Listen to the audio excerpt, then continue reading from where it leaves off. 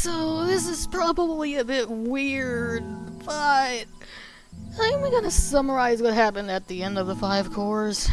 My hard drive died, so what would have been the last episode got lost. So I can only summarize what happened. Nero was in Mia's shadow. My characters ended up eating oranberries, and Mia wondered how Nero was going to eat since he was a shadow. Leo the Reeler was present, dozing off into sleep. He didn't actually fall asleep.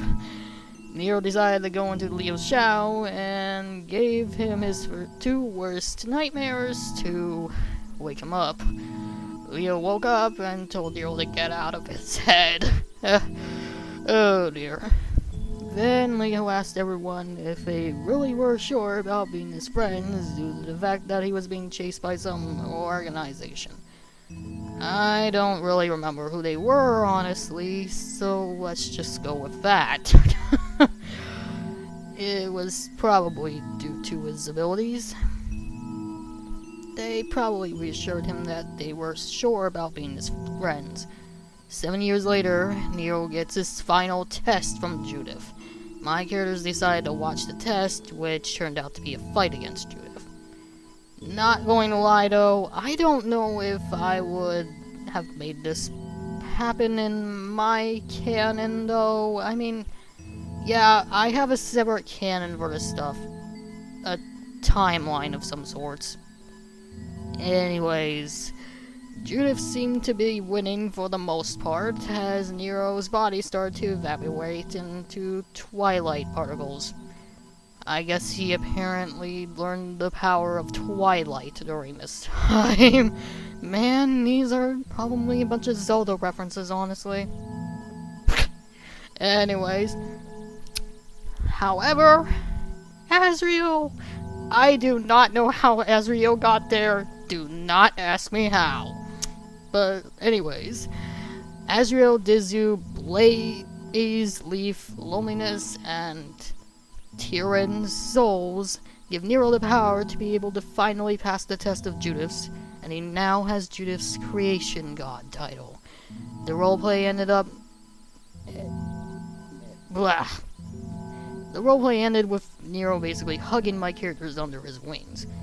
Technically speaking, we did continue the roleplay a little bit after that, but it got discontinued, and I'm not going to talk about what happened at that part because of the fact that it got discontinued after that. And actually, another note, I actually don't know if it was actually Tyrann, but I don't really remember, but... And that's, even though I technically watched the video sometime before my hard drive died, I don't truly remember if it was Tyrann who ended up helping Nero there, or if it was some other character. But I don't really remember, so we're going with that, I guess. But, honestly, I am sorry that this is a disappointment to you guys, probably, but honestly, whatever. This is an unlisted video anyway, or at least it's going to be, because at first this is public, and then it's going to be unlisted, so yeah. But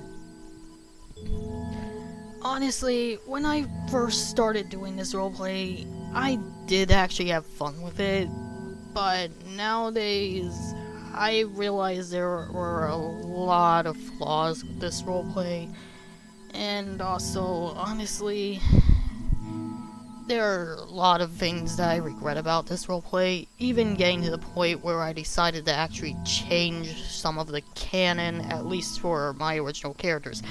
Like, I went ahead and changed the canon, and in fact, I decided, for example, I decided that instead of Aether booting Shadowmoon out of Moonlight, it would be Arceus through Moonlight who would boot Shadowmoon out.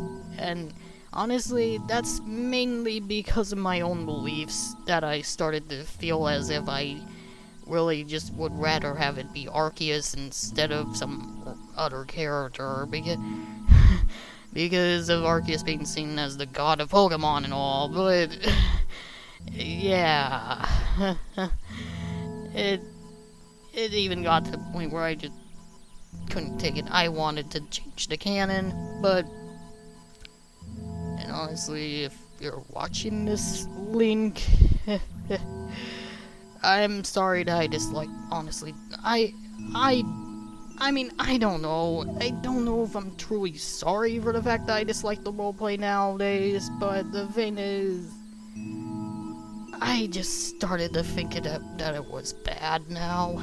But, well, what's been done is done, is all I can really say about this.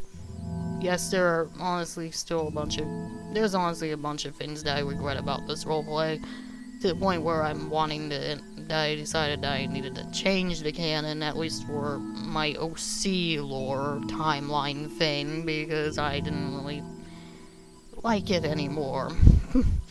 But, yeah. And then, as you guys probably saw in the previous videos, I saw one piece of dialogue and started ranting about it, because I was like, no, this isn't right. And the main reason that I feel like it wasn't really the right thing to say anymore was because of how I've changed and grown throughout the years. I started to realize that mercy isn't really given to those who deserve it. It's actually given to those who actually don't deserve it. I mean, I testify, I was forgiven by God, and I don't deserve it. I don't feel like I deserve it, but He showed me mercy. And for all of you who are watching this, He can show you mercy too. Yeah, He can show you mercy too. Just call upon His name, and you'll be saved.